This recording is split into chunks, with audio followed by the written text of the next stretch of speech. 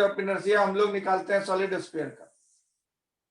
Solid sphere तरबूजा है, पूरा मटेरियल भरा हुआ है।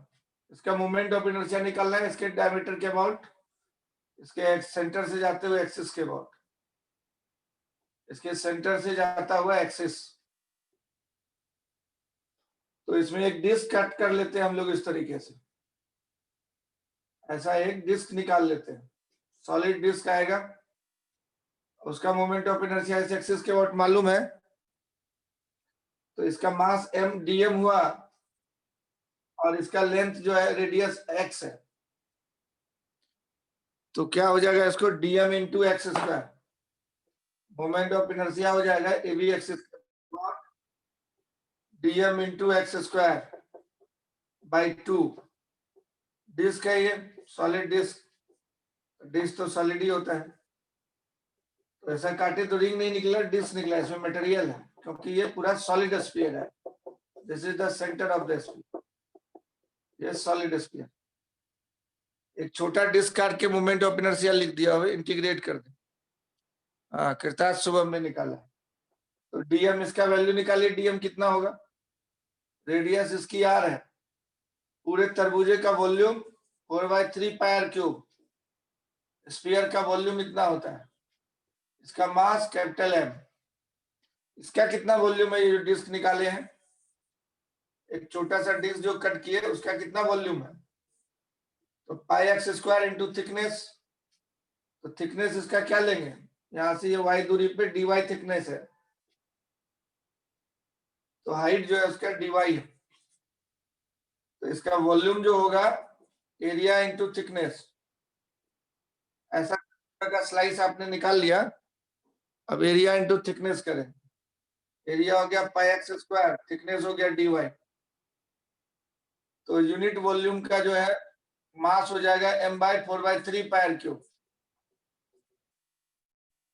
और pi x square dy volume का थिकनेस मास कितना हो जाएगा m/3 pi r cube into pi x square dy। ऐसा कर देंगे, पाई एक्स स्क्वायर dy। तो this is the mass of elementary disc. ये डिस्क काट के निकाले तरबूजे में से, पूरे स्फीयर का मास m है, और इस तरबूजे में से सॉलिड स्फीयर है तरबूजा, एक डिस्क काट के निकाले। डिस्क का वॉल्यूम क्या होगा, pi x square into thickness, thickness dy बोले, तो ये एरिया इंटू थिकनेस हो गया pi x square area into thickness. अब पूरा तरबूजा का वॉल्यूम है 4/3 पाई कैपिटल आर क्यूब, उसका मास m, यूनिट वॉल्यूम का मास इतना, इसलिए इतने वॉल्यूम का मास कितना।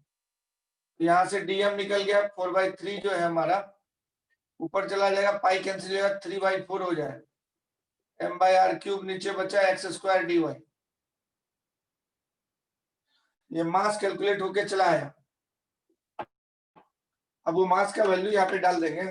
अब इसमें एक्स स्क्वायर है और इधर dy है, तो इंटीग्रेशन में दो वेरिएबल रहेगा तो इंटीग्रेट नहीं हो पाएगा, इसलिए x को y में बदलना होगा। तो हमको यहाँ तस्वीर बन रहा है, ये y है, ये x रेडियस है, और ये r हाइपोटेन्यूज।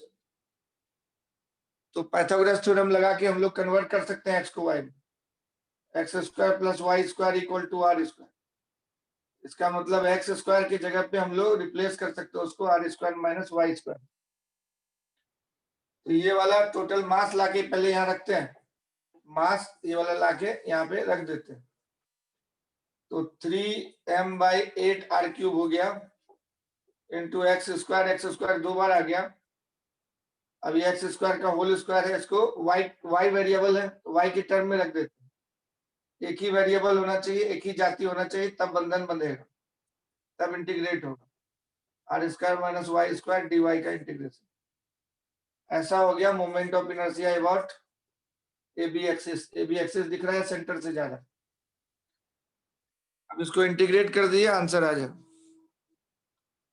कहां से कहां तक इंटीग्रेट करना होगा, जो y equal to minus r है उससे लेके y equal to plus r, ये सेंटर है y इक्वल टू 0, ये पॉइंट का लगा y equal to minus r से लेके प्लस आर तक अगर डिस्क बिछा देंगे तो स्फीयर बन जाएगा। तो अब इसको सिर्फ इंटीग्रेट करना है फाइनली। सॉलिड स्फीयर का मोमेंट ऑफ इनर्शिया निकाल रहे हैं, और ये एग्जाम पॉइंट ऑफ व्यू से बहुत इंपॉर्टेंट है, उसमें लिख लीजिएगा, VVI लिख दीजिएगा, एग्जाम पॉइंट ऑफ व्यू से बहुत इंपॉर्टेंट है। क्या किया इसको फिर से बता दें। सॉलिड स्फीयर का इस AB एक्सिस सेंटर से जा रहा है, मोमेंट ऑफ इनर्शिया निकालना है। एक डिस्क काट लिया, डिस्क का वॉल्यूम निकाल लिए, एरिया इंटू थिकनेस से वॉल्यूम आ गया, थिकनेस इसका dy माने हम लोग, थिकनेस क्या माने dy, थिकनेस क्या माने dy। अब वॉल्यूम निकल गया, अब वॉल्यूम इंटू डेंसिटी को मास बोलेंगे। हाँ मैंने ग्रुप में भेजा है, पहुंचा होगा।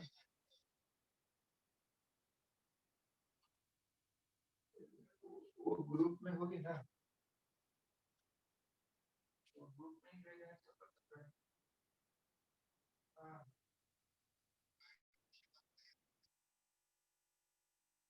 मुझे नहीं पता है, नंबर बताइए तो, नंबर तो चार डिजिट तो नहीं, जिसपे भेजना है।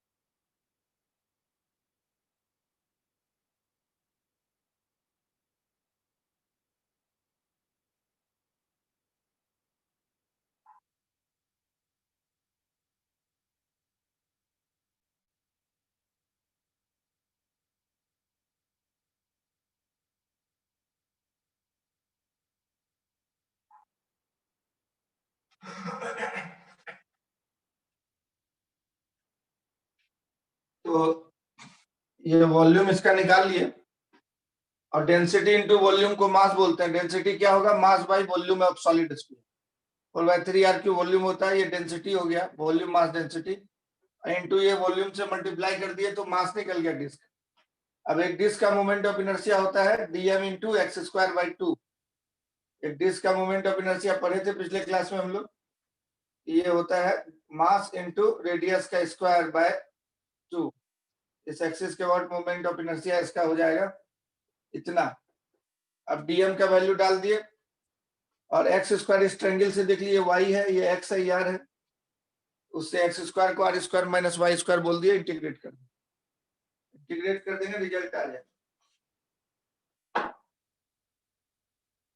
इसको इंटीग्रेट कर देंगे, रिजल्ट आ जाए।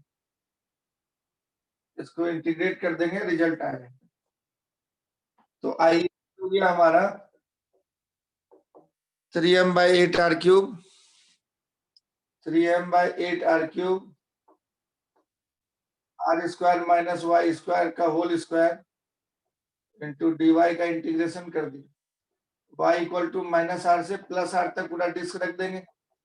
सेंटर के नीचे दूरी था -r, ऊपर था +r।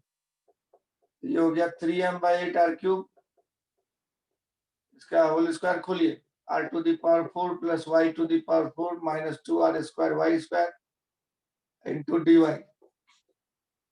अब इंटीग्रेशन करना है, इसको अलग अलग कर देते हैं। अलग अलग इंटीग्रेशन बहुत सिंपल है, आप देख रहे हैं। तो ये r⁴ बाहर हो जाएगा इंटू dy, तो dy का इंटीग्रेशन करना, -r से +r लिमिट डालना है, dy का इंटीग्रेशन y होता है, फिर y⁴ का इंटीग्रेशन करना, y⁵/5 हो जाएगा, -r से +r तक, फिर y² dy का इंटीग्रेशन करें, -r से +r तक। ये हो गया 3m/8r³, और r⁴ इसका इंटीग्रेशन y हो गया, -r से +r तक इंटीग्रेट करें, ये y⁵/5 -r से +r तक इंटीग्रेट करें, -2r² y³/3 -r से +r तक इंटीग्रेट करें।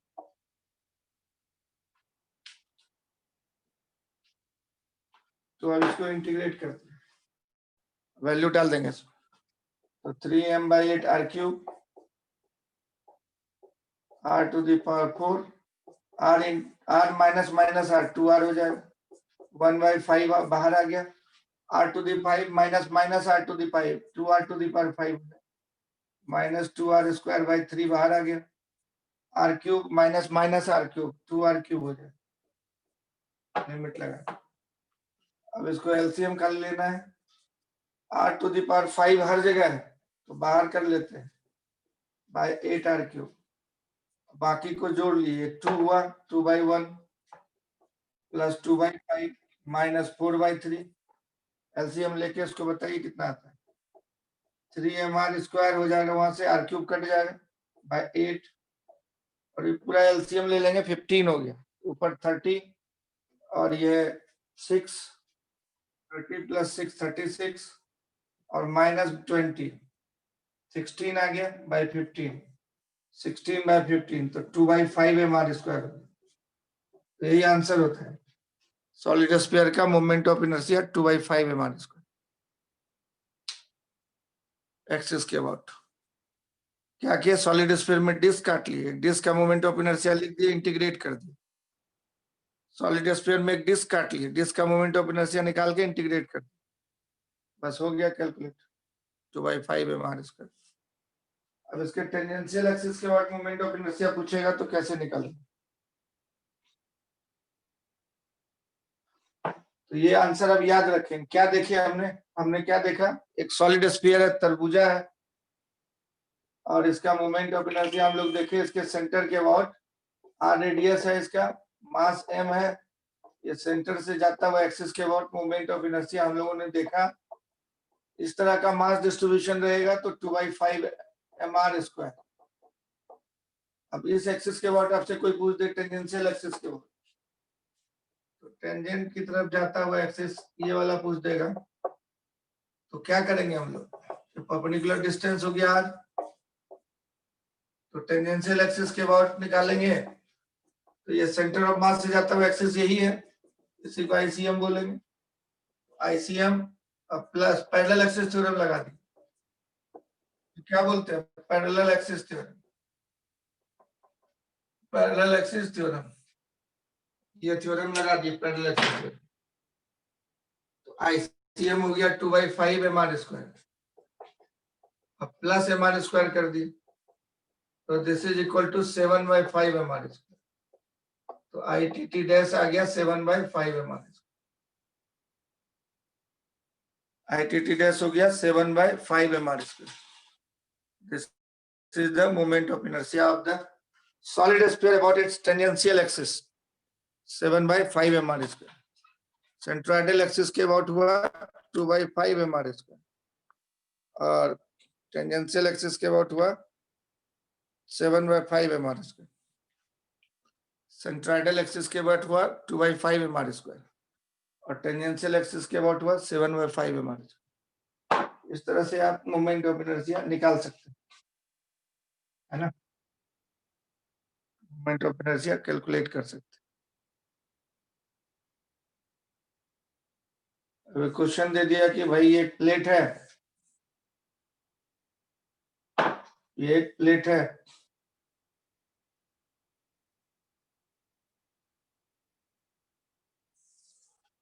ABC, अब इसका मोमेंट ऑफ इनर्शिया, ये एक्सिस है एक, I1 बोले, 1 नंबर एक्सिस, इसको I2 बोले, इसको I3 बोले, थर्ड वाला एक्सिस। तो सबसे ज्यादा मोमेंट ऑफ इनर्शिया कौन से एक्सिस के अबाउट हो, और सबसे कम मोमेंट ऑफ इनर्शिया किसके अबाउट हो,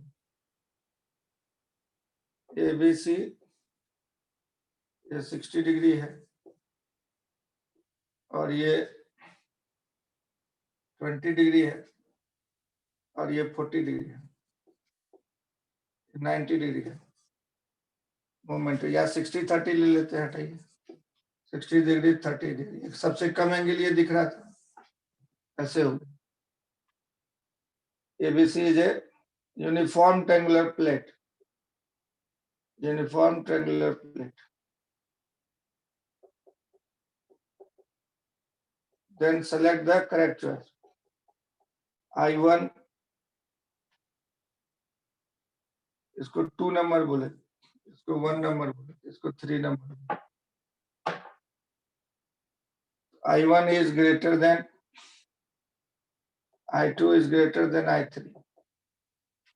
दूसरा है I1 is less than I2 is less than I3।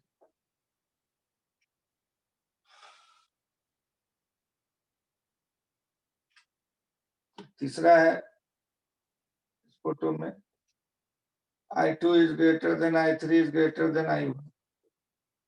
चौथा है I2 is less than I3 is less than I1। I2 is greater than I1 greater than I3, ऐसा है। तो यह देखिए कौन सा चॉइस सही हो।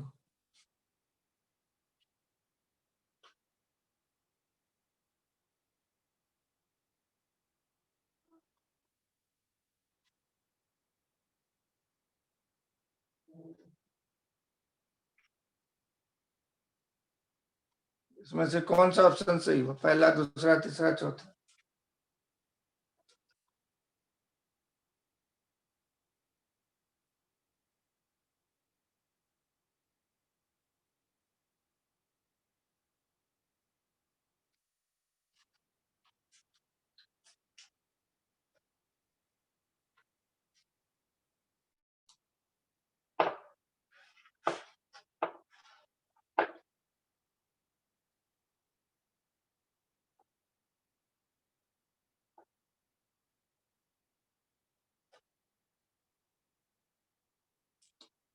इसमें सबसे कम एंगल जो बना रहा है, सीधा एक पार्टिकल का फॉर्मूला क्या होता है, mr स्क्वायर। तो जिसका mr स्क्वायर का समेशन ज्यादा आ जाएगा उसका मोमेंट ऑफ इनर्शिया ज्यादा हो जाएगा।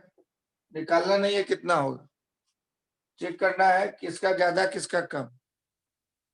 तो सबसे कम एंगल जो बना रहा है उसके सामने वाले एक्सिस के, इस एक्सिस के व्हाट मोमेंट ऑफ इनर्शिया निकालें अगर, इसमें कितने कण है प्लेट में, बहुत सारे कण है। तो सारे कण देखिए कौन से एक्सिस से ज्यादा दूरी पे। अगर इस एक्सिस से लेते हैं हर एक कण का दूरी, तो देखिए ऐसा पिक्चर बने, इस तरह का बहुत सारा कण है और इससे दूरी लेंगे तो ऐसा बनेगा फोटो। अब इसके सामने का एंगल ये वाला है, उतना ही पार्टिकल है, पार्टिकल तो उतना ही है। अब इसका दूरी यहां से लेंगे तो ये दूरी पहले वाले की तुलना में कम हुआ, और यहां से लेंगे सारे पार्टिकल का दूरी ऐसे परपेंडिकुलर। तो इस एक्सिस से अगर दूरी लेंगे हम लोग मोमेंट ऑफ इनर्शिया यहाँ पे, वो सबसे शॉर्टेस्ट होगा। तो सबसे ज्यादा दूरी हुआ सबसे कम एंगल के सामने वाले एक्सिस के बाद, उस एक्सिस से सबसे ज्यादा दूरी है परपेंडिकुलर डिस्टेंस, और इस एक्सिस से जो है उससे कम दूरी है 60 डिग्री वाला, सबसे ज्यादा एंगल से सबसे कम दूरी पे पार्टिकल। तो इसका मतलब ये हुआ कि मोमेंट ऑफ इनर्शिया जो है कम एंगल के और सामने में जो एक्सिस है या I2, इसका मोमेंट ऑफ इनर्शिया बड़ा होगा, फिर उससे ज्यादा एंगल है 60 के सामने वाला, ये वाला I1 है, I1 से सबसे ज्यादा एंगल 90 इसके सामने वाला एक्सिस 3 है, I3। तो I2 greater than I1 greater than I3 हो जाए। तो स्मॉलर एंगल के सामने वाले एक्सिस के अबाउट मोमेंट ऑफ इनर्शिया सबसे बड़ा हो। तीनों एंगल सेम होता तो मोमेंट ऑफ इनर्शिया सारे एक्सिस के अबाउट सेम हो जाता। सबसे कम एंगल के सामने वाले एक्सिस के अबाउट मोमेंट ऑफ इनर्शिया ज्यादा हो, क्योंकि वो दूरी चार्ज चेक करके देखना, तो पार्टिकल उतना ही है और सब पार्टिकल का दूरी चेक करके देखना, सबसे कम एंगल के सामने जो एक्सिस है उसके अबाउट ज्यादा डिस्टेंस है, इसलिए मोमेंट ऑफ इनर्शिया ज्यादा है।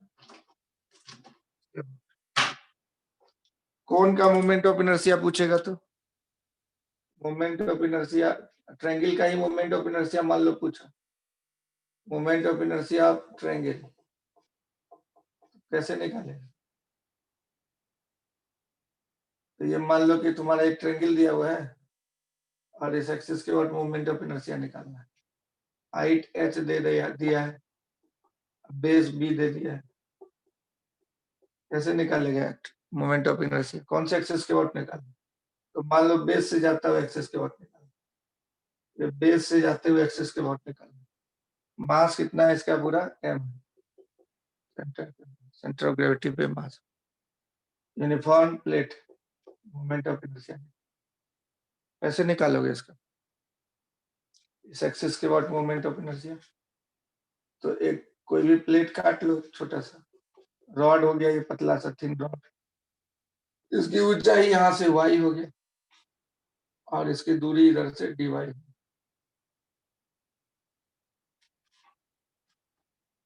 तो ये मास हो गया dm की तरह। पैरेलल एक्सिस निकालोगे थ्योरम, तो इसके सेंटर से जाता हुआ मोमेंट ऑफ इनर्शिया 0 होता है, प्लस mh स्क्वायर, तो dm into y square moment of inertia. कौन से एक्सिस के बाद? इस एक्सिस का नाम pq दे देते हैं, pq एक्सिस के बाद dm इंटू वाई स्क्वायर, इसके सेंटर से जाते हुए एक्सिस के बाद 0 हुआ, प्लस इसका मास इंटू दूरी का स्क्वायर, तो dm इंटू वाई स्क्वायर। अब उसका मास कितना होगा? पूरे प्लेट का मास m है, पूरे प्लेट का एरिया है half into base into height, उसका मास है तुमको m। इतने एरिया का मास है m। इस प्लेट का एरिया कितना होगा? लंबाई इंटू चौड़ाई, ये दूरी y लिया है, इधर y एक्सिस बना देते हैं, ये दूरी y है, तो इधर वाला और इधर वाला लेंथ कितना हो जाए? निकालना पड़ेगा। सिमिलर ट्रायंगल लेके निकाल सकता है, ऊपर वाला छोटा ट्रायंगल, नीचे वाला पूरा बड़ा ट्रायंगल, ये छोटा वाला ट्रायंगल और ये बड़ा वाला ट्रायंगल सिमिलर है।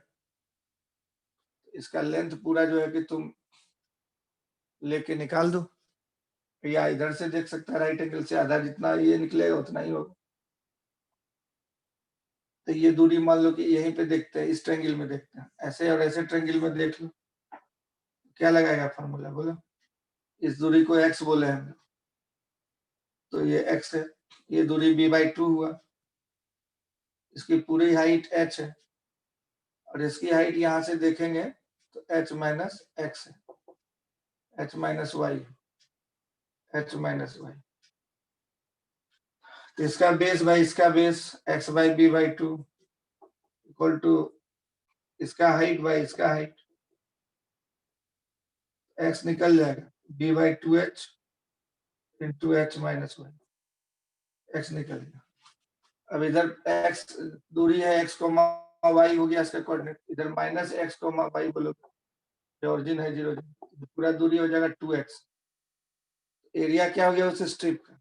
लंबाई हो गई इसकी 2x और चौड़ाई हो गई dy, तो इस स्ट्रिप का एरिया हो गया 2x हो जाएगा तुम्हारा b/h into h minus y into dy। ये वाला था ना x, डाल दी, ऐसा हो गया एरिया। अब उसका मास निकालना है, इतने एरिया का मास कितना हो?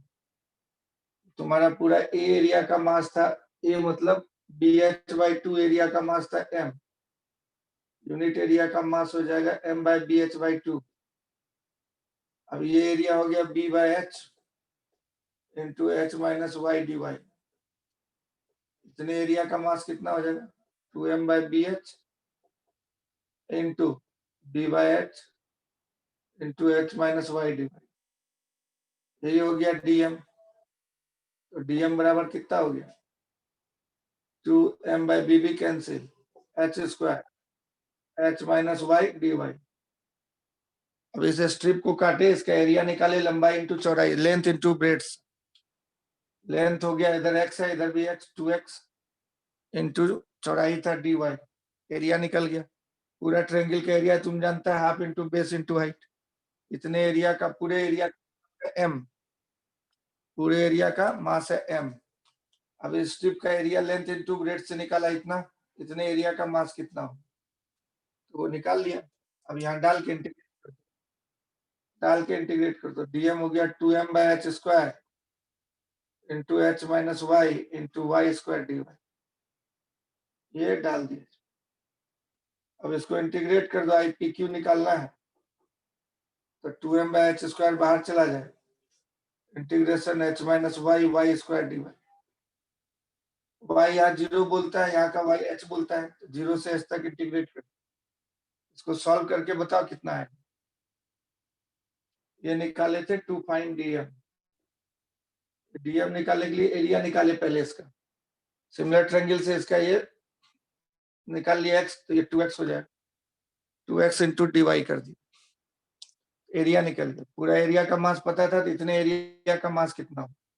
ये पूरा गोल्ड का प्लेट है, उसका मास m है, इतना सा तुमको रॉड काट के दिया इसमें से, उसका मास कितना हो, उसका मास इतना होगा, तो dm into y square moment of inertia हो गया, मास ला के डाल दिए इसमें खाली। अब इंटीग्रेट कर देना 0 से h। ये इंटीग्रेशन सिंपल है, करके कोई स्टूडेंट बताएगा कितना आंसर आ रहा है। dm निकालना होता है हम लोग, उसके लिए एरिया निकाले, इस स्ट्रिप का एरिया निकाले। ये क्या कहला रहा है, एरिया ऑफ स्ट्रिप, जो स्ट्रिप काटते हैं पतला सा हैच किया हुआ जो है, एरिया ऑफ स्ट्रिप, ये वाला स्ट्रिप है उसका एरिया है। अब उस स्ट्रिप का मास dm क्या है, मास ऑफ स्ट्रिप है, मास ऑफ स्ट्रिप वो निकल गया, मोमेंट ऑफ इनर्शिया इतना हो गया, about pq axis, moment of inertia of strip y about pq axis, about pq axis. अब टोटल मोमेंट ऑफ इनर्शिया इतना हो जाएगा, इंटीग्रेट कर दिया, कितना आ गया इसका आंसर, कितना होगा इसका आंसर। बेस और हाइट दे दिया, निकाल दिए, जब बेस हाइट दिया रहेगा तो इसी तरह से निकाले, कितना होगा इसका, half into base into height formula लगता है ट्रायंगल के लिए।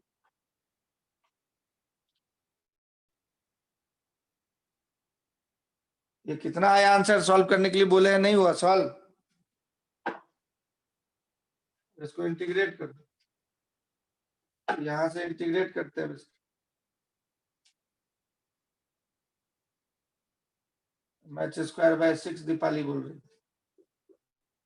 2m/h², और ये था h माइनस वाई में y² से मल्टीप्लाई कर दीजिए, h बाहर हो जाएगा, y² dy minus y³ dy, 0 से h, 0 से h, तो 2m/h², h into y³/3, h³/3 आ गया लिमिट लगा के, माइनस h4/4 हो जाएगा लिमिट लगा के, h4/3 माइनस h4/4, 2m/h², और ये एलसीएम हो गया 12, और 4h4 माइनस 3h4, h4/12, 2 से कट जाएगा, h² हो गया mh²/6।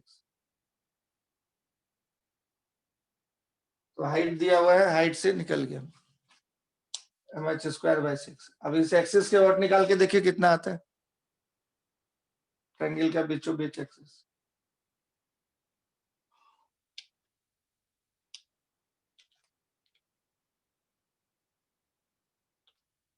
ये एक्स एक्स लिए हम लोग, बराबर दूरी ये हुआ है, परपेंडिकुलर डाल देने के बाद इसका मतलब ये बराबर है, तो ये 90 डिग्री है, तो ये आइसोसेलेस ट्रायंगल है, ट्रायंगुलर प्रिज्म आइसोसेलेस है, mh²/6 है, इधर x लिए है, mh²/6 है।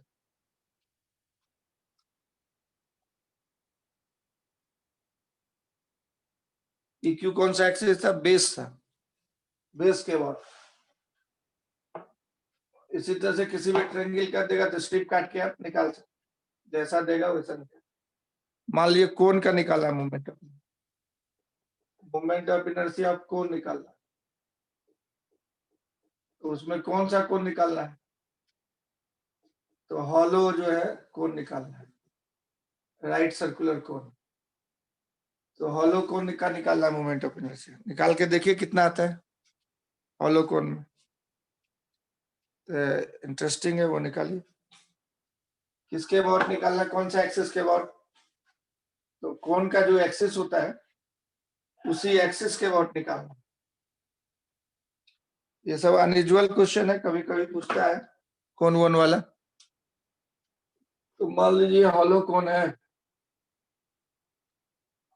और इसके बीचों बीच ये एक्सिस ऑफ सिमेट्री हो गया और इसके अबाउट मोमेंट ऑफ इनर्शिया निकालना। कैसा कोण है? हॉलो कोण है, तो इसका मोमेंट ऑफ इनर्शिया निकालना। ये एक्सिस कहलाता है कोण का। टोटल मास m दिया हुआ है, हाइट h। टोटल मास इस कोण का m।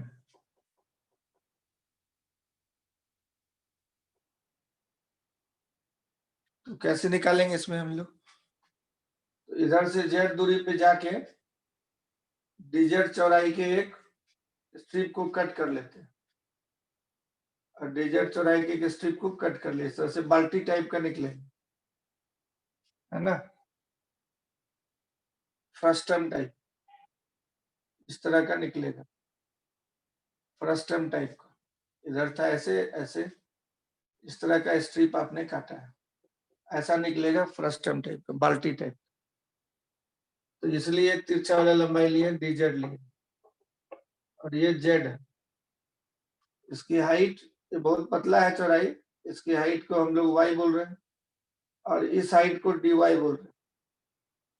तो dy dz में रिश्ता आप देख सकते हैं, ये एंगल मान लेते हैं अपने मर्जी से थीटा।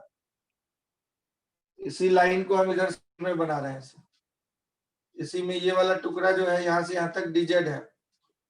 अब dz को ऐसे परपेंडिकुलर डाल देंगे और ऐसे कर देंगे, इस वाले पोर्शन को बड़ा करके दिखा रहे हैं। तो ये dz है, ये तिरछा वाला dz था। वर्टिकल से एंगल जो है ये वर्टिकल है, यहाँ से एंगल ये थीटा पे है, ये वाला लाइन थीटा एंगल पे। तो dz भी यहाँ पे थीटा होगा, ये भी थीटा होगा, ये भी थीटा होगा, ऐसे होगा थीटा। ये dy हो जाएगा हमारा dz cos थीटा और ये हो जाएगा dx equal to dz sin theta. dy हो गया dz cos थीटा। अब इसका मास निकालिए, जो काटा है आपने बाल्टी, छोटा बाल्टी, बाल्टी का ये कोन का छोटा बच्चा बाल्टी, उसका मास निकालना होगा। उसके मास को dm बोलेंगे, यहाँ पे dm रहेगा सेंटर पे। टोटल मास पूरे कोन का m है, तो इसका एरिया निकालना होगा, तो उसको बोलते हैं एलिमेंट्री एरिया। तो कितना हो गया? dA equal to area equal to,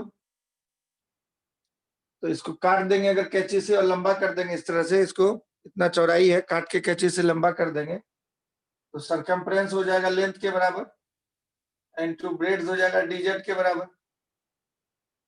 तो इसका रेडियस हम लोग को मानना पड़ेगा कुछ, यहाँ पे x मान लेते हैं, तो उसको काट देंगे, सरकमफ्रेंस हो जाएगा 2πx के बराबर। और जो चौड़ाई आंख से दिख रहा है dz है, तो इसकी चौड़ाई हो गई dz के बराबर। अब dz को हम लोग y के टर्म में लिख देते हैं, dy बाई cos थीटा, और x को भी y के टर्म में करना पड़ेगा। तो ये जो पूरा ट्रायंगल बन रहा है इसका रेडियस r है, बेस रेडियस r है और इसका रेडियस x है, इस वाले का बेस का रेडियस x है। एक बड़ा वाला जो ट्रायंगल है पूरा ऊपर से लेके नीचे तक, जिसका रेडियस r है, वो भी थीटा एंगल बना रहा है, हाइट h है। और यहाँ से जो एक ट्रायंगल बन रहा है उस वाले ट्रायंगल का रेडियस x है और हाइट इसकी y है। फोटो में दिख रहा है हाइट y, एक ही जगह से दोनों मेजर किया गया, दोनों सिमिलर ट्रायंगल है। x निकालना है हमको, ये x कितना है, इसका बेस सिमिलर ट्रायंगल से, अब बाय उस ट्रायंगल का बेस, इस ट्रायंगल का हाइट, अब बाय इस ट्रायंगल का हाइट h कर दिए। x निकल गया हम लोग को r by h into y। ये सिमिलर ट्रायंगल के कंसेप्ट से किया। कौन सा ट्रायंगल? Similar triangle. ये O था, O वाला पॉइंट है सिमिलर ट्रायंगल। सिमिलर ट्रायंगल से ये x निकल गया,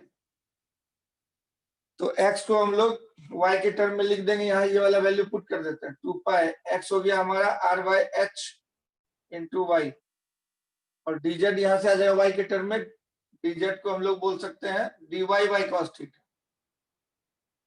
dz को बोल सकते हैं dy बाई cos थीटा, एक ही जाति में ले आए y के टर्म में वेरिएबल dA।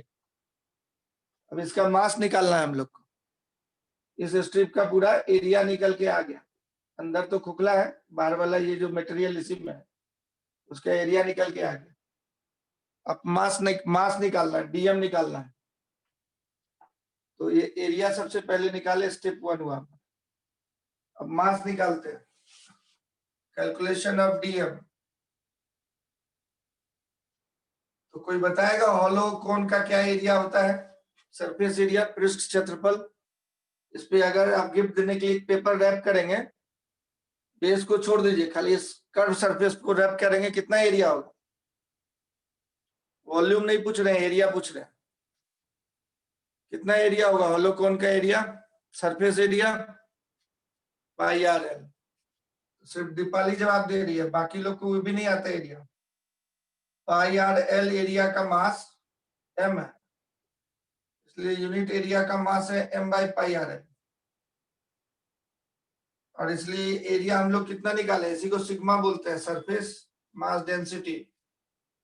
इसमें एरिया से मल्टीप्लाई कर देंगे, वो वाला हम लोग का 2 pi r into y d y by h cos theta. इतने एरिया का मास कितना हो जाएगा?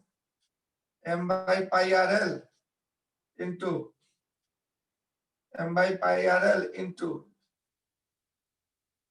ये वाला चीज पूरा मल्टीप्लाई कर देंगे, 2 pi r y d y by h cos theta.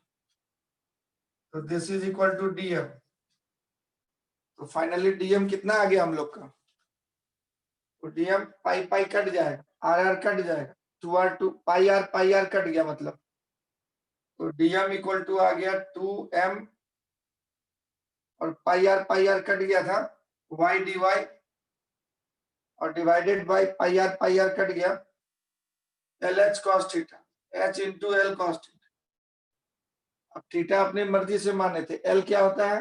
ये वाला तिरछी लंबाई, स्लैंट हाइट जिसको आप बोलते थे, एल होता है पूरा यहां से वहां तक।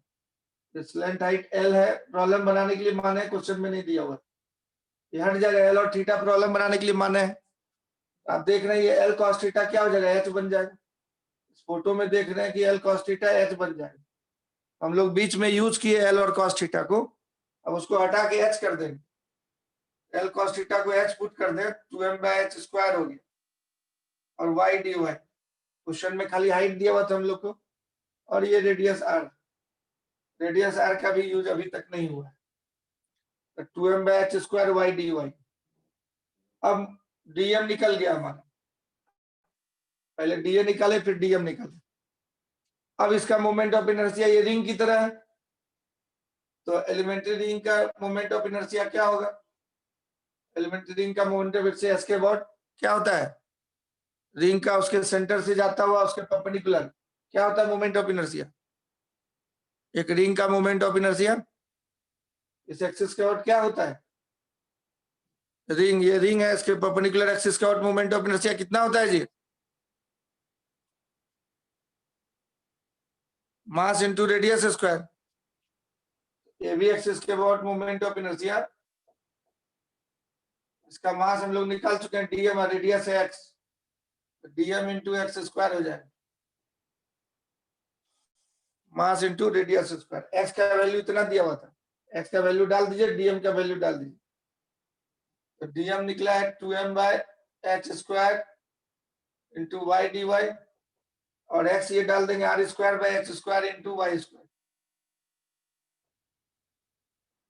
ये हो गया मोमेंट ऑफ इनर्शिया। इसी को इंटीग्रेट करना है, आंसर आ जाए। तो 2m by h to the power 4 into y q d y हो गया। ये रिंग का moment of inertia AB axis के अबाउट। अब पूरा कोन का निकालना है, तो नीचे से लेके छोटा रिंग से लेके बड़ा रिंग रख देंगे, तो इसको इंटीग्रेट कर देना है 0 से h हाइट तक। ये हो गया y इक्वल टू एच, ये हो गया y इक्वल टू 0। 0 से h हाइट तक जोड़ देना है, h4 बाय 4 हो जाएगा, यहाँ से h4 कट जाएगा, हमारे स्क्वायर बाय 2 आ जाएगा। निकालो निकालो।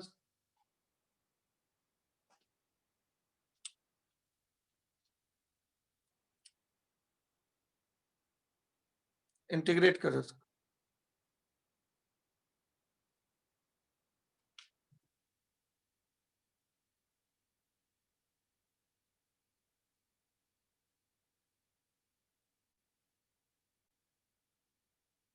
पहले छोटा टुकड़ा काटते हैं रिंग, उसका एरिया निकाल के मास निकाले। अब dm इंटू एक्स स्क्वायर हो गया, एक्स को वाई के टर्म में एक्सप्रेस किए, रख दिए, इंटीग्रेट कर दिए। एक रिंग का फॉर्मूला जानते थे, रहने दें इसको, एज इट इज रहने दें, और एक आध घंटा छोड़ देते।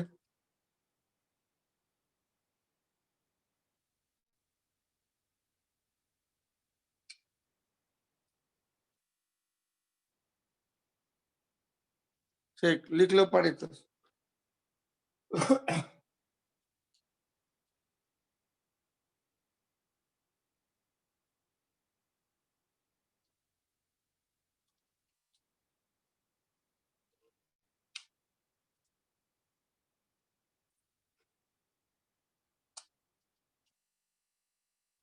साहिल, तुम तो सेंसिटिव ब्रेन का लड़का है, तुमको समझाए थे, एक बार लिख लेता है तो बोलेगा सर हो गया लिखा हुआ, मिटा दीजिए। बार बार करने के लिए अब अगरबत्ती दिखाना पड़ेगा।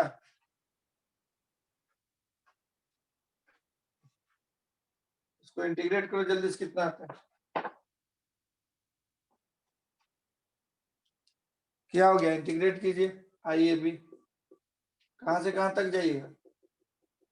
0 से h हाइट तक जाना है। y इक्वल टू 0 से y इक्वल टू h, तो ये y टू द पावर 4/4,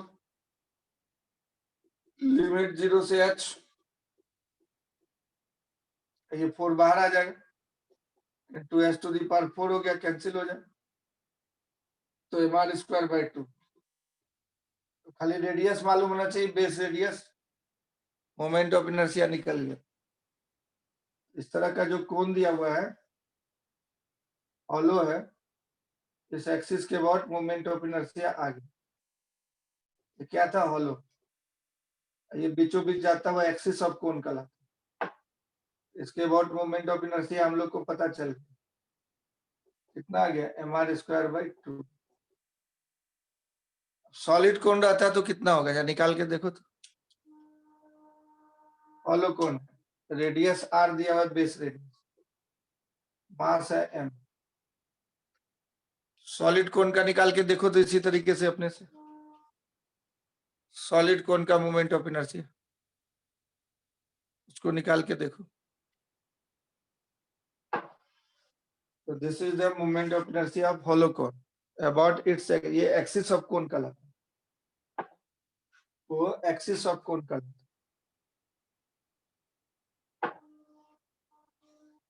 तो इतना मोमेंट ऑफ इनर्शिया सिखाए हैं, उसको प्रैक्टिस करना पड़ता है। हम लोग भी तुम लोग की उम्र में थे, और टीचर ने जब बताया था तो 10-20 बार उसको बनाए थे अपने से, तो सब याद हो गया था सारा फॉर्मूला। अब एक बार भी नहीं देखोगे तो तुम तो विद्वान नहीं ना है, कालिदास, एक बार देखा और याद हो गया, ऐसा नहीं होता है। तो बार बार तुमको भी बनाना पड़ेगा, और धीरे धीरे प्रैक्टिस करना पड़ेगा। तो नया भी दे देगा तो बना लेगा अपने से। सब में एक टुकड़ा काट के बनाना शुरू करते हैं, जिसका नहीं पता होता है। जिसका पता है, जितना बता चुके हो सबको याद कर लो, उससे तुमको ताकत मिलेगा, बाकी सब निकाल लेगा अपने आप। ए बी एक्सिस बोल दिया, इसी के बाद मोमेंट ऑफ इनर्शिया निकालना। ये सॉलिड कोण है, बेस रेडियस r है, मास m है, तो मोमेंट ऑफ इनर्शिया निकालना। इसमें क्या करते हैं, डिस्क काट लेते हैं। अब डिस्क का मोमेंट ऑफ इनर्शिया का फॉर्मूला होता है बेसिक वाला, mr स्क्वायर बाई 2। इस तरह का ये सॉलिड डिस्क मिलेगा।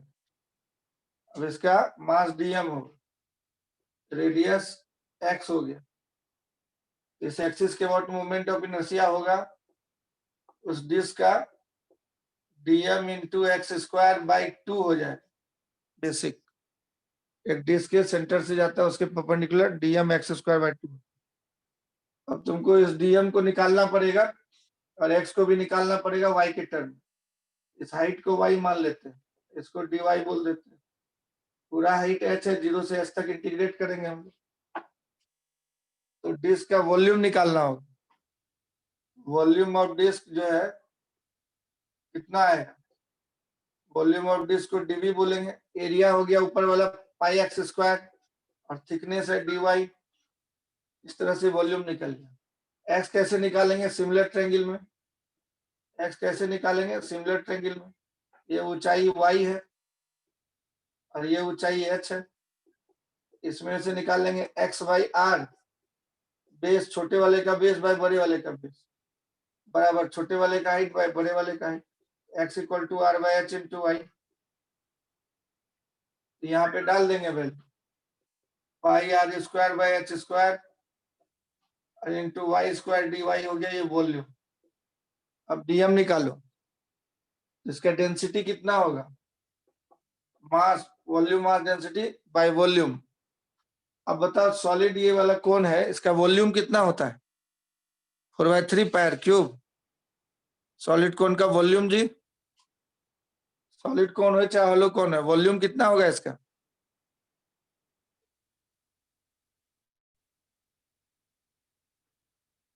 सॉलिड कौन का वॉल्यूम कितना होता है?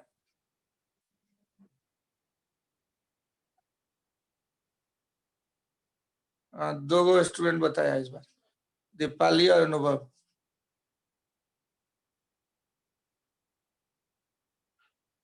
तो टू क्यों होगा जी? फिर दोस्त 2/3 पायर क्यूब बोल रही है, फिर दोस्त 2/3 पायर क्यूब होगा। और कौन कौन लिखा है? 1/3 पायर क्यूब बोल रहा है कुछ लोग। एक से एक कलाकार से 2/3 पायर क्यूब। एगो लिखा है अनुभव 1/3 पायर स्क्वायर एच लिखा है। अच्छा ठीक, 1/3 पायर स्क्वायर एच, ठीक। बाकी आर क्यूब सब जो लिखा है वो सब गलत हो जाए, है ना? आर क्यूब सब जो लिखा है वो सब गलत हो जाए, ठीक। चलो, पहला दूसरा आंसर जो है तो सही था, बाद में बहुत लोग सही लिखा, ठीक। क्यूब व्यूब नहीं होगा, पायर स्क्वायर एच होगा। 1/3 पाई आर स्क्वायर एच। तो ये डाल दो, pier square H by 3। Volume हो गया, डेंसिटी हो गया। अब इसका वॉल्यूम पता है तो मास कितना हो जाएगा? D m, rho into d v, volume into density. तो 3m by pi r square h, h capital लिखे थे तो कैपिटल लिख दो, और इंटू डीवी इतना निकाल के रखा है, pi r square y square d y divided by h square. तो पाई आर स्क्वायर कट जाएगा, 3m बाय एच क्यूब हो गया into y square d y हो गया। तो डीएम निकाल लिया तुम, डीएम निकाल लिया। डिस्क का मास निकल गया है, डीएम निकल गया, और एक्स भी निकल गया, ये वाला एक्स वाई के टर्म में, डीएम भी निकल गया वाई के टर्म में। एक ही जाति में निकालना होता है तो दोनों ले जाके यहाँ रख देते हैं। Put DM n y DM n x in equation 1 in 1, put करके इंटीग्रेट कर दो। कश्यप बता रहा है आंसर 3mr स्क्वायर बाई 10। तो I a b equal to हो गया 3m by h cube into y square d y into x square का value r square by y square h square into y square. ये हो गया 3m by h to the power 5 y to the power 4 d y. इसका integration कर देंगे 0 से h height तक, h 5/5 हो जाएगा, और 2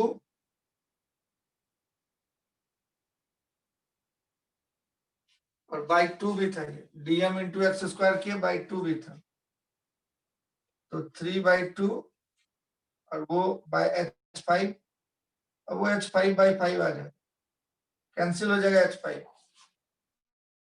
तो 3/10 mr², तो 3/10 mr²। सॉलिड कौन का मोमेंट ऑफ इनर्शिया ठीक किया था कैसे इंटीग्रेट। इस तरह से तू मोमेंट ऑफ इनर्शिया निकाल सकता है सबका, जो दे देगा अपना जितना पढ़ लिया इतना तुमको पावर देगा ब्रेन में सोचने का। अब इसके अलावे तुमको जब देगा नया नया तो फिर और निकालते जाना। क्वेश्चन पेपर होगा तुम्हारे पास, क्वेश्चन होगा, किताब होगा, उससे बनाओ क्वेश्चन। कोई दिक्कत हो तो हमसे पूछो, इतना काफी है, इतना सपोर्ट काफी है। चलो दूसरे टॉपिक की तरफ चलते हैं। रोटेशनल मोशन बेसिकली हम लोग को पढ़ना था, rotational motion of rigid body. Rigid body के बारे में पढ़ना है, एक पार्टिकल का कहानी नहीं है, पूरा का पूरा बॉडी है। तो रिजिड बॉडी हम बताए थे, उसको बोलते हैं रिजिड बॉडी, जिसका कोई भी दो पार्टिकल सिलेक्ट करें, इसको मिला दें एक लाइन से, इस लाइन की तरफ का वेलोसिटी सेम होना चाहिए। जैसे इसका वेलोसिटी v2 है इधर, अब v1 है इधर, ये एंगल θ1 है, तो इधर हो जाएगा v1 cos θ1, और इधर θ2 एंगल बना रहा है तो ये हो जाएगा v2 cos θ2। तो रिजिड बॉडी होने के लिए v1 cos θ1 बराबर v2 cos θ2 होना चाहिए, तब इन दोनों का सेपरेशन चेंज नहीं करेगा। Separation between particle a and b is constant. Separation हमेशा कितना भी फोर्स कितना भी टॉर्क लगा दे, a and b remain same, वैसा तभी सेम होगा under the action of any force और टॉर्क, जब दोनों का वेलोसिटी का कंपोनेंट इस लाइन के इसकी तरफ मिलाने वाली लाइन की तरफ सेम हो जाए, तो सेम हो जाएगा तो ये रिजिड बॉडी कंडीशन हो, रिजिड बॉडी कहलाए। अब इसका मोशन हम लोग को देखना है, तो सबसे पहले हम लोग जो है 3 तरह का मोशन हो सकता है बॉडी के, जो पढ़ना है उसकी बात कर रहे हैं। Translational motion of rigid body, rigid body का ट्रांसलेशनल मोशन है। अब कोई रिजिड बॉडी मान के ही पढ़ेंगे, सारे बॉडी को रिजिड बॉडी मान के पढ़ेंगे। सन रिजिड बॉडी है कि नहीं है? नहीं है, क्योंकि गैस का गोला है। तो मान लो एक लोहे का रॉड को तुमने रिजिड बॉडी माना और ये ट्रांसलेट कर रहा है, तो यहां से मान लो कि यहां आया और फिर यहां आया रॉड, तो ट्रांसलेशनल मोशन किसको बोलते हैं? इसके अंदर में कोई भी दो पार्टिकल सिलेक्ट करो, शुरुआत में जो सीन था, 0 टाइम पे ये सीन था, अब दोनों को मिला एक लाइन बनेगा, दोनों को मिला एक लाइन बनेगा। अब अगर ये बॉडी चल रहा है तो उसी दोनों पार्टिकल को फिर मिला दूसरे पोजीशन t1 टाइम, ये टाइम t1 हो गया। अगर ये पहले वाले के इनिशियल वाले के पैरेलल रहेगा हमेशा, तब ये रिजिड बॉडी कहलाएगा, ये दोनों तब ट्रांसलेशनल मोशन कहलाएगा, है ना। इसका ओरिएंटेशन नहीं चेंज किया, डायरेक्शन नहीं चेंज किया, पैरेलल रहा। मतलब बॉडी के अंदर में कोई भी दो पार्टिकल लेके सेलेक्ट कर लिया, उसको मिला दिया एक लाइन से, अब वो ड्यूरिंग द मोशन हमेशा पैरेलल रहा। AB2 is parallel to AB1, A1B1 is parallel to AB, इसको बोलते हैं रेक्टिलिनियर ट्रांसलेशन। ये तस्वीर रेक्टिलिनियर ट्रांसलेशन क्यों कहलाएगा? क्योंकि इसका बिंदु पथ देखो ऐसे जा रहा है, स्ट्रेट लाइन में जा रहा है, इसका बिंदु पथ देखो स्ट्रेट लाइन में जा रहा है, तो रेक्टिलिनियर मोशन है, इसको बोलते हैं रेक्टिलिनियर ट्रांसलेशन। रेक्टिलिनियर ट्रांसलेशन इस तरह का जब मोशन होगा किसी भी पत्थर का, किसी भी रॉड का, किसी भी रिजिड बॉडी का, रेक्टिलिनियर ट्रांसलेशन कहलाए। मतलब ये लाइन हमेशा पैरेलल होना चाहिए, इस बात का, ये मुड़ना नहीं चाहिए, मुड़ जाएगा तो रोटेशन हो जाएगा, ये मुड़ गया अगर तो रोटेशन हो जाएगा, मुड़ना नहीं चाहिए। That must be parallel during its motion.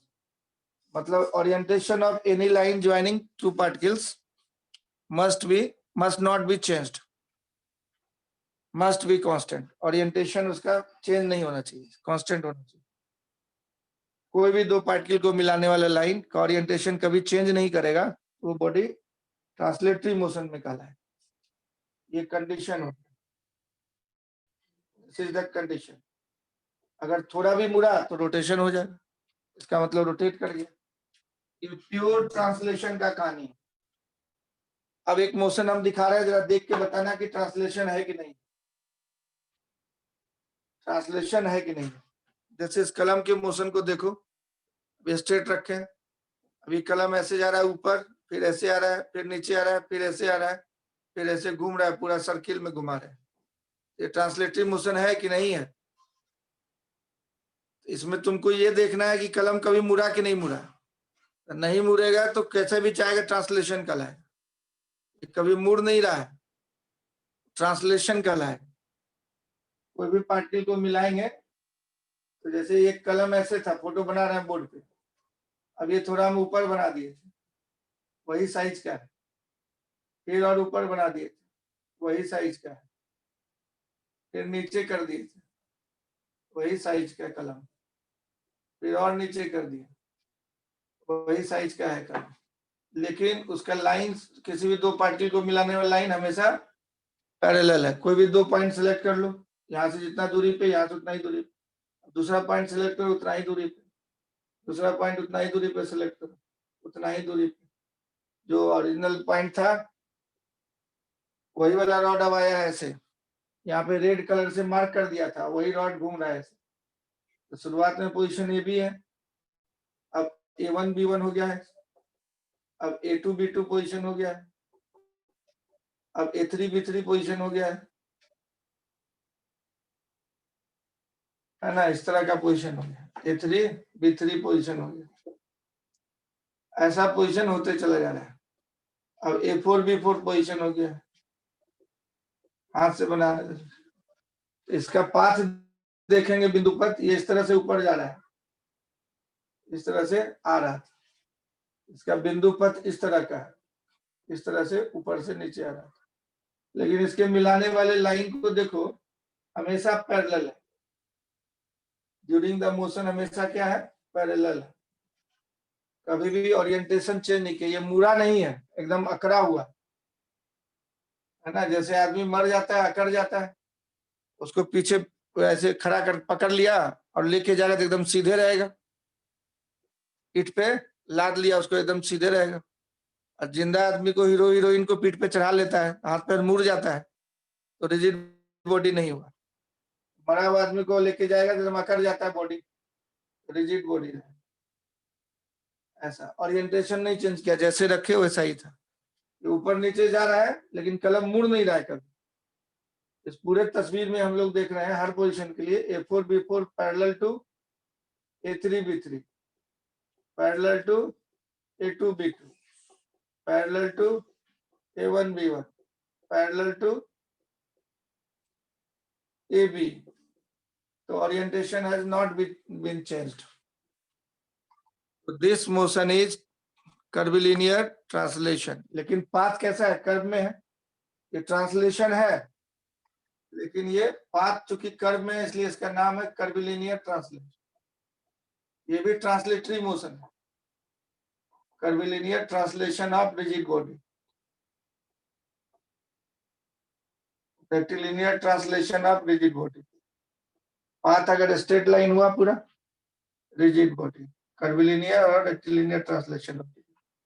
तो मेन बात यही है, यही कंडीशन है कि कोई भी दो पार्टिकल को मिला दिए, उसका ओरिएंटेशन चेंज नहीं होना चाहिए, तब वो क्या कहलाएगा, ट्रांसलेटरी मोशन।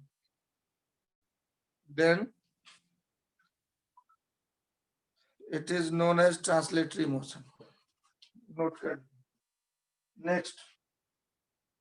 नेक्स्ट अब देखते हैं rotational motion of rigid body, उसमें क्या क्या कहानी है। तो ट्रांसलेशनल मोशन कहलाया है, क्या कहलाया, ट्रांसलेशनल मोशन। और क्या क्या ट्रांसलेशन मोशन में होता है, तो ट्रांसलेशनल मोशन में और क्या क्या होता है यह देखो। This is the translational motion of rigid body. और क्या होता है ट्रांसलेशनल मोशन, ट्रांसलेशनल मोशन में और क्या क्या होता है। तो ये मान लो रिजिड बॉडी है, कोई भी पत्थर है, और यहाँ तुम XYZ एक्सिस बना लिया, x axis, y axis, z axis, यहीं से दूरी मेजर कर रहा है, ऑरिजिन हो गया। कसम खाया कि यहीं से दूरी मेजर कर। तो कोई भी पार्टिकल ए और बी है कहीं पे भी, ये ए वाला पार्टिकल इसको मिला दिए, ये position vector of particle A कहलाए। ये बी वाला पार्टिकल है, इसको मिला दिए, position vector of particle B कहलाए। अब तो हम लोग जान रहे थे इसमें इन दोनों के बीच का जो है ये ओरिएंटेशन चेंज नहीं करना चाहिए, मतलब ये मुड़ना नहीं चाहिए। ये भी लाइन हमने बोला था ना, किसी भी शेप का बॉडी हो, ट्रांसलेशनल मोशन में हमने क्या बोला, उस बात को पकड़ के रखना है, छोड़ना नहीं है बार बार। ट्रांसलेशनल मोशन में हमने क्या बोला, इसमें दो तरह का चीज लिखा हुआ है, इस हेडिंग में ही सब कहानी छुपा हुआ है। एक लिखा हुआ ट्रांसलेशनल मोशन, किसका, तो रिजिड बॉडी का। तो रिजिड बॉडी में हम बोले थे कि ए बी के बीच का डिस्टेंस नहीं चेंज होना चाहिए, इसका डिस्टेंस कांस्टेंट होना चाहिए, तब ये रिजिड बॉडी होगा। और ट्रांसलेशनल में हमने बोला, ट्रांसलेशनल मोशन में बोला कि इसका डायरेक्शन नहीं चेंज होना चाहिए, मुड़ना नहीं चाहिए, मुड़ गया तो रोटेशन हो जाएगा। ट्रांसलेशन में हमने बोला direction of A B vector remain same, A B vector remain constant, constant during motion, during motion. अब ये दोनों हेडिंग डाला हुआ है, रिजिड बॉडी भी होना चाहिए और ट्रांसलेशन भी होना चाहिए। इसका मतलब ये वेक्टर कांस्टेंट हो जाएगा, इसका मतलब ये वेक्टर कांस्टेंट हो जाएगा। यही rigid body translatory motion of rigid body कहलाएगा। क्या कहलाएगा, रिजिड बॉडी है इसलिए डिस्टेंस नहीं चेंज करा है किसी भी दो कण का, कितना भी फोर्स लगा दे, ट्रैक्टर चढ़ा दे, ट्रेन चढ़ा दे, डिस्टेंस नहीं चेंज होना चाहिए, तब रिजिड बॉडी कहलाएगा। और इसका अगर मोशन कराएं ऐसा ताकि दो पार्टिकल को, किसी भी दो पार्टिकल को मिलाने वाला लाइन मुड़ना नहीं चाहिए, तो डायरेक्शन नहीं बदलना चाहिए। इसका मतलब दोनों को मिला दे हम लोग, तो हम लोग बोल सकते हैं इसका मतलब ए बी वेक्टर कांस्टेंट होना चाहिए। ये हेडिंग का मतलब हुआ ए बी वेक्टर कांस्टेंट होना चाहिए, a B vector must be constant. इस वेक्टर को हम लोग लिखते हैं position vector of b relative to a, r b a लिख दिए, position vector of b relative to a. तो ये वेक्टर प्लस ये वेक्टर इक्वल टू ये वेक्टर बोलते हैं, आर ए वेक्टर अब plus position vector of b relative to a equal to position vector of b, ऐसे लिखते हैं हम लोग। ये कंडीशन हुआ ट्रायंगल लॉ से लिखे, क्या लगा है सिंपल, अपना सबसे पहले जो पढ़ना शुरू किए थे ट्रायंगल लॉ वेक्टर में, इसके हेड पे टेल रखा हुआ है। अब इसको डिफरेंशिएट कर देते हैं दोनों तरफ, ये हेडिंग जो है उसको ध्यान में रख के डिफरेंशिएट करें, ब्रेन की आंख से डिफरेंशिएट करें। तो ये d r by d t, ये ए पॉइंट का वेलोसिटी देगा, और d r b by d t ये देगा velocity of b relative to a, और ये d r b by d t हो गया वेलोसिटी ऑफ पॉइंट बी। अब ये वेक्टर कांस्टेंट है, आर बी ए वेक्टर इसका नाम दिए, ये कांस्टेंट है, ट्रांसलेटरी मोशन और रिजिड बॉडी है, इसलिए रिजिड बॉडी होने से ये डिस्टेंस नहीं बदलेगा, और ट्रांसलेशन होने से ये मुड़ेगा नहीं, डायरेक्शन नहीं चेंज होगा। तो दो ही चीज होता है वेक्टर में, मैग्नीट्यूड डायरेक्शन, वो दोनों कांस्टेंट हो गया। इसका मतलब ये वेक्टर कांस्टेंट हो जाएगा, कांस्टेंट का डिफरेंशिएशन, कांस्टेंट वेक्टर का जीरो, कांस्टेंट वेक्टर का डिफरेंशिएशन जीरो वेक्टर। तो इसका मतलब यहां से कहानी आ जाएगा, ये हो गया वी ए वेक्टर, ये क्या हो गया, कहां से देख रहे हैं हम लोग, ग्राउंड से, ये ग्राउंड है, ग्राउंड पे खड़े होके देख रहे हैं, यहाँ वहां का पेड़ है यहीं से देख रहे हैं, एज सीन फ्रॉम अर्थ। ये कोई पत्थर था, अब पत्थर मोशन में है, कैसा मोशन में है, तो ट्रांसलेटरी मोशन में है, तो इसका मतलब ये वेक्टर कांस्टेंट होगा, तभी कहेंगे ट्रांसलेटरी मोशन में है। और रिजिड बॉडी होने का मतलब डिस्टेंस कांस्टेंट, और रोटेशन होने से मुड़ जाता है, रोटेशन नहीं हो रहा है, खाली ट्रांसलेशन, तो मुड़ेगा नहीं, तो डायरेक्शन कांस्टेंट, मतलब ये वेक्टर कांस्टेंट। इसका मतलब इसका डिफरेंशिएशन जीरो, मतलब ये लैंग्वेज को मैथमेटिक्स में कन्वर्ट कर रहा है। ये जो लैंग्वेज लिखा हुआ है साधारण नहीं है, ये राज इसमें छुपा है, राज, ये साधारण लैंग्वेज नहीं, इसी में सब राज छुपा हुआ है। जो लैंग्वेज है ट्रांसलेशनल मोशन और ये जो रिजिड बॉडी, जो हेडिंग डाला हुआ है उसमें रात छुपा हुआ, मैथमेटिक्स छुपा हुआ, ये मैथमेटिक्स है। dr by dt वेलोसिटी हो गया, ये पॉइंट का सिंपल अर्थ, और ये वाला जीरो हो जाएगा। सेकंड वाला टर्म चूंकि ये कांस्टेंट वेक्टर हो गया, ये जीरो वेक्टर हो जाएगा, इक्वल टू वीवी वेक्टर हो जाएगा। इसका मतलब ग्राउंड से देखने पे ए का मैग्नीट्यूड और डायरेक्शन वेलोसिटी का कोई भी पार्ट के लिए है रिजिड बॉडी में, ये रिजिड बॉडी है और ट्रांसलेटरी मोशन में है, in translatory motion, in translatory motion, rigid body in translatory motion में है। तब ए का वेलोसिटी और बी का वेलोसिटी, मतलब कोई भी कण का वेलोसिटी, मैग्नीट्यूड, डायरेक्शन दोनों में से कुछ चेंज नहीं होगा। अब इसको डिफरेंशिएट कर देंगे डीवी बाई डी टी, वो एक्सेलरेशन हो जाएगा, मतलब ए का एक्सेलरेशन और बी पॉइंट का एक्सेलरेशन भी सेम होना चाहिए, तो ट्रांसलेटरी मोशन कहलाएगा। मतलब एक बार जितना वेलोसिटी तुम दे दिया एक कण के लिए, हर एक कण का वही रहेगा। अब एक्सेलरेशन होगा अगर, तो वेलोसिटी चेंज करेगा तो सबका चेंज होगा एक साथ। जैसे संयुक्त परिवार होता है, उसमें एक के लिए रेड कलर का टी शर्ट आया तो सबके लिए रेड कलर का टी शर्ट आया दशहरा में, एक के लिए ब्लू कलर का पेंट आया तो सबके लिए ब्लू कलर का पेंट आया, तो कहलाता है कि भैया ये जो है सम फैमिली है, उस फैमिली का कुछ नाम होता है, तो नाम से जाना जाता है कि ये कौन सा फैमिली है। तो नोट कर लीजिए, यही ट्रांसलेटरी मोशन का कहानी है, नोट कर लीजिए। मतलब वेलोसिटी एक्सेलरेशन सेम होगा। तो और इसको सिंपल वे में दिखा देते हैं 1 मिनट में, जल्दी नोट कीजिए, सिंपल में दिखा देते हैं। ये बात बहुत खास है कि वी बराबर वी वेक्टर, वेक्टर मतलब मैग्नीट्यूड डायरेक्शन सब सेम। तो ये ट्रांसलेटरी मोशन की कहानी हुई, रिजिड बॉडी का ट्रांसलेटरी मोशन हुआ। इसका क्या मतलब हुआ? इसका मतलब ये हुआ कि ये कोई बॉडी है, कोई व्हील है, और किसी टाइम t1 में तुम जो है इसका वेलोसिटी सेंटर ऑफ मास का दिखाया, मान लो VCM है, तो हर एक कण का वेलोसिटी VCM होगा, रिजिड बॉडी है, हर एक कण का वेलोसिटी VCM होगा, हर एक कण का VCM है, जितना मैग्नीट्यूड है, जितना डायरेक्शन है, इसमें जितने पार्टिकल होंगे हर पार्टिकल का VCM होगा, पूरा का VCM होगा, ये फुल फैमिली का वेलोसिटी होगा VCM। एक कण का VCM है तो फुल फैमिली का VCM होगा, फुल फैमिली का VCM। एक पार्टिकल का VCM वेलोसिटी है तो हर एक पूरे फैमिली में जितने पार्टिकल होंगे सबका VCM। तब इस फोटो को देखेंगे तो बोलेंगे ट्रांसलेटरी मोशन हो रहा है। कौन सा मोशन हो रहा है? Translatory motion. अगर ये कोई रिजिड बॉडी है, एक पार्टिकल का एक्सेलरेशन तुमको पता है ACM, तो हर एक कण का एक्सेलरेशन हो जाएगा ACM, हर एक कण का एक्सेलरेशन हो जाएगा ACM। यहाँ पे भी पार्टिकल होगा ACM, यहाँ पे भी पार्टिकल होगा ACM। इसी समय T2 पे हम लोग देखें, इसका एक्सेलरेशन इतना है तो हर एक कण का एक्सेलरेशन इतना, हर एक कण का एक्सेलरेशन, हर एक कण का एक्सेलरेशन, और बाद में वेलोसिटी बदल के VCM से कुछ दूसरा हुआ, VCM डैश हुआ, तो हर एक कण का VCM डैश। तो ये फोटो है ट्रांसलेटरी मोशन,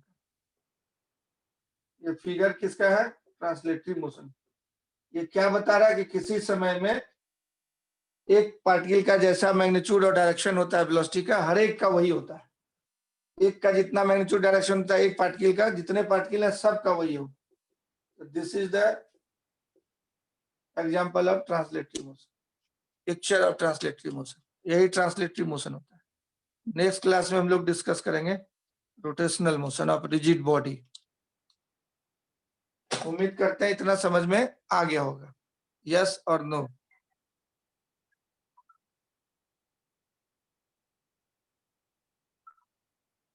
यस यस। तो रहने देते हैं, इतना ही क्लास है, इतना ही रहने देते हैं। आप स्टडी करते रहिए, छोड़िए मत पढ़ना।